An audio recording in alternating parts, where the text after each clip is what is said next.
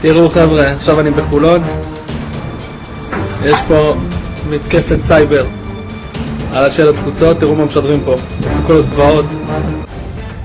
The Live TV, सच सबसे आगे। नमस्कार, मैं हूं रंजीत झा और आप देख रहे हैं द लाइव टीवी। इजराइल और फिलिस्तीन के बीच जंग जारी है। युद्ध और भी बड़ा होता दिखाई पड़ रहा है। जो खबर सामने आई है उसके मुताबिक हमास इस वक्त इजराइल को मुंहतोड़ जवाब देता हुआ दिखाई पड़ रहा है। जानकारी मिल रही है कि हमास ने इजराइल में तमाम विज्ञापन स्क्रीन पर भी अब कब्जा जमा लिया है और उस स्क्रीन पर दिखा रहा है कि इजराइल कैसे बमबारी कर रहा है और कैसे वो विनाशक हथियारों के सहारे हमास को तबाह करना चाहता है। इस वक्त हमास के लड़ाके मुंहतोड़ जवाब लगातार दे रहे हैं, क्योंकि इजराइल तो एकदम से सफेद फास्फोरस जैसे बैन हथियार का इस्तेमाल करके गाजा पट्टी पर तबाही मचाने को तुला हुआ है। हैवानियत की सारी हदें पार कर रहा है। इन सब के बावजूद फिलिस्तीन उन्हें कड़ी टक्कर भी दे रहा है और हमास के लड़ाके तो इजराइल में घुसकर उन्हें पानी पिला रहे हैं। जरा यह विजुअल्स अपने स्क्रीन पर देखिए। इसे आप देखेंगे तो सामने कई ऐसे डिस्प्ले बोर्ड दिखाई पड़ेगा जिसमें विज्ञापन चला करते हैं और इस वक्त इसमें खबरें जो दिखाई पड़ती हैं, जो तस्वीरें हैं, वो बमबारी की खबरें हैं और वहां जो युद्ध के हालात हैं उसके विजुअल्स ब्रॉडकास्ट किए जा रहे हैं, मैसेज ब्रॉडकास्ट किए जा रहे हैं। और इन सब बिलबोर्ड्स पर फिलिस्तीनियों ने यानी हमास ने भी कब्जा कर लिया है। यहां आपको एक बात बता देना जरूरी है कि जिन क्षेत्रों पर हमास ने अपना सिक्का जमाया है वो दरअसल फिलिस्तीन का ही क्षेत्र रहा है जिसे इजराइल ने अपने कब्जे में ले लिया था। गाजा पट्टी में भी इजराइल ने कई ऐसे क्षेत्रों पर पूरी तरीके से कब्जा कर लिया, जिसके जवाब में हमास लगातार उन पर कार्रवाई करता रहा है। और अब इस वक्त इतनी बड़ी जंग छिड़ गई है कि इजराइल को भी समझ में नहीं आ रहा कि वो हमास से या फिर फिलिस्तीन से निपटे कैसे। गाजा पट्टी पर बमबारी तो शुरू कर दी गई है, लेकिन इसके बावजूद हमास उन्हें एकदम से माकूल जवाब देता हुआ दिखाई पड़ रहा है। इस वीडियो को जो शेयर किया गया है उसमें लिखा भी गया है, अरबिक में है, जिसे मैं अगर इंग्लिश में ट्रांसलेट करता हूं तो लिखा है, the resistance penetrated all advertising screens in the occupied territories and broadcast message and video clips of bombing and raids। यानी कि जो बमबारी हुई है और जो हमले किए जा रहे हैं उससे जुड़े तस्वीरें, मैसेज ब्रॉडकास्ट किए जा रहे हैं उन डिस्प्ले बोर्ड पर जो कभी इजराइल के कब्जे में था, जिससे वापस फिलिस्तीनियों ने, हमास ने हासिल कर लिया है। और तमाम स्क्रीन पर इस वक्त बमबारी की जो तस्वीरें हैं या खबरें हैं, मैसेज हैं, वो डिस्प्ले किए जा रहे हैं। तो यह एक तरीके से दुनिया को भी दिखाने का जरिया बन चुका है कि यहाँ जो तबाही मचाई जा रही है, लगातार गाजा पर जुल्म करते इजराइल के असली चेहरे को दिखाने का भी यह एक जरिया है। इस वीडियो में आप देखिए जरा एक बार फिर से कि हो क्या रहा है। 20 सेकंड का क्लिप है, जरा आप देखिए कि यहाँ पर कैसे स्क्रीन को जूम करके वहां के हालात को दिखाए जा रहे हैं। תראו חבר'ה, עכשיו אני בחולון, יש פה מתקפת סייבר על השלט חוצות, תראו מה משדרים פה, את כל הזוועות ודגל ישראל נשרף, תראו, לא יאומן, פסיכים। तो देखा आपने, यहां पर सारी तस्वीरें सामने आ गई हैं कि चल क्या रहा है। और दूसरी बात तो यह है कि जो गाजा पट्टी पर इजराइल लगातार बमबारी कर रहा है उसमें बच्चों को भी ये लोग नहीं छोड़ रहे हैं। बड़े बुजुर्ग बूढ़े जो भी हैं, हर किसी को टारगेट करके उन्हें मारा जा रहा है।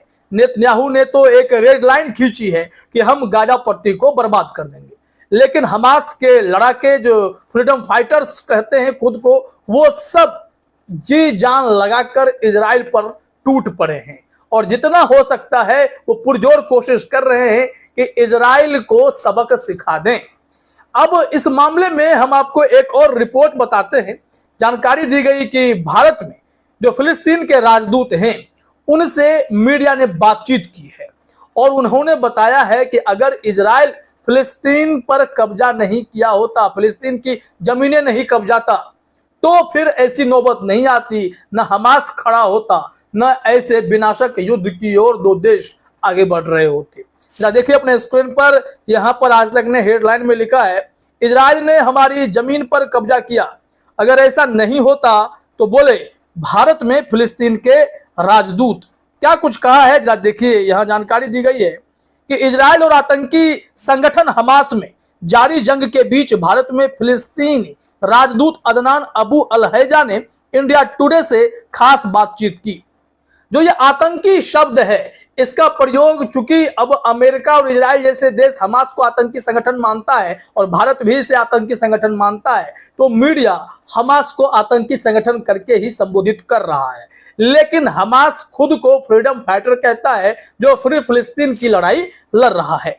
यहां पर देखिए लिखा गया है कि इस दौरान उन्होंने कहा कि इजराइल ने हमारी जमीन पर कब्जा कर रखा है, हमें दोयम दर्जे के नागरिकों में धकेल दिया।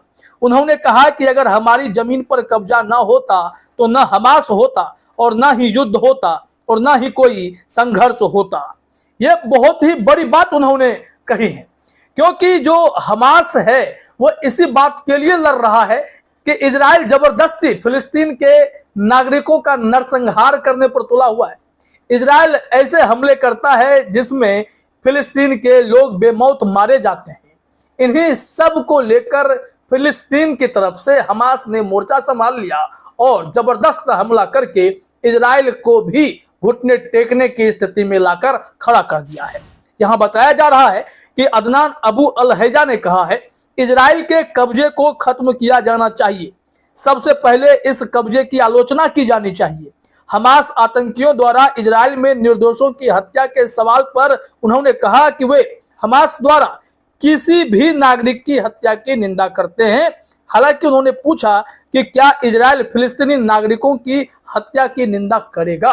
उन्होंने पूछा है, अगर हमास ने इजरायली नागरिक की हत्या कर दी है तो हम उसकी निंदा करते हैं, लेकिन जो इजराइल कर रहा है तो उसके बारे में क्या, उसको लेकर कोई क्यों नहीं बोलता है कि इजराइल भी तो नरसंहार मचा रहा है, कैसे फिलिस्तीनी नागरिकों को मारा जा रहा है इजराइल के द्वारा, यह भी तो किसी से छिपा नहीं है। लेकिन यह खबर नहीं बनती है। खबर हमास के हमले को आतंकी हमला बनाकर उसे खबर बनाया जाता है।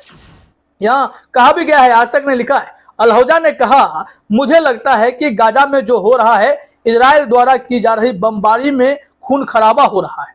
आज ही हमने सैकड़ों लोगों को खोया है, इनमें से कई बच्चे और महिलाएं भी शामिल हैं। तो देखिए, जब बच्चों को नहीं छोड़ा जाएगा, महिलाओं को नहीं छोड़ा जाएगा, तो फिर ये लोग अपनी सुरक्षा के लिए हमला तो करेंगे, जवाबी कार्रवाई तो शुरू होगी, क्योंकि जिस बात की जंग की गई है उसमें तमाम मापदंडों को भूलकर इजराइल हमला कर रहा है। यह जंग है, मारे तो दोनों तरफ के लोग जाएंगे, लेकिन युद्ध के भी कुछ मानक तय किए गए हैं। अब इस युद्ध में अगर इजराइल सफेद फास्फोरस का प्रयोग कर रहा है तो यह खतरनाक है या नहीं है, यह जरा सोचिए। इस वक्त दुनिया भी देख रही है, देश अपना अपना स्टैंड ले रहे हैं। अमेरिका इजराइल के साथ खड़ा है, गोले बारूद सप्लाई कर रहा है, तो इधर रूस भी फिलिस्तीन का साथ दे रहा है। तुर्की, लेबनान, सीरिया, ईरान, ये सब पूरे देश जो है एकजुट होकर इस वक्त फिलिस्तीन का साथ दे रहे हैं। तो यह जंग कितनी बड़ी हो गई है आप समझ सकते हैं। भारत में जो फिलिस्तीनी राजदूत हैं, उन्होंने यहाँ एक और महत्वपूर्ण बात कही है जिसे सोचना चाहिए। उनका कहना है कि आपने पहली बार देखा है कि इस तरह से नागरिक मारे गए, इससे पहले फिलिस्तीनी नागरिक मारे गए तब नहीं देखा गया। इस साल की शुरुआत में पश्चिमी बैंक में इजरायली सेना द्वारा 280 से ज्यादा लोगों की हत्या की गई। इस बारे में कोई बात नहीं करता। हमारा मानना है कि कहीं भी नागरिकों की मौत हो, चाहे वो इजराइल हो या फिलिस्तीन, इसकी आलोचना होनी चाहिए। हमारा मानना है कि नागरिकों को कहीं भी सुरक्षित रहने का अधिकार मिलना चाहिए। अब उन्होंने यह भी आरोप लगाए हैं कि इजराइल एकमात्र ऐसा देश है जो अंतर्राष्ट्रीय कानून को भी नहीं मानता है, तभी तो वो बेखौफ होकर पागलों की तरह इतना बड़ा हमला फिलिस्तीन पर लगातार करता रहा है। और जब जवाबी कार्रवाई हो गई, पलटवार हो गया, तो इजराइल एकदम से छटपटाहट में ऐसे हथियारों का भी प्रयोग करने लगा जिसकी इजाजत तो यूएन भी नहीं देता है। फिलहाल इस वीडियो में इतना ही। आप सभी का हमसे जुड़ने के लिए बहुत बहुत धन्यवाद। द लाइव टीवी, सच सबसे आगे।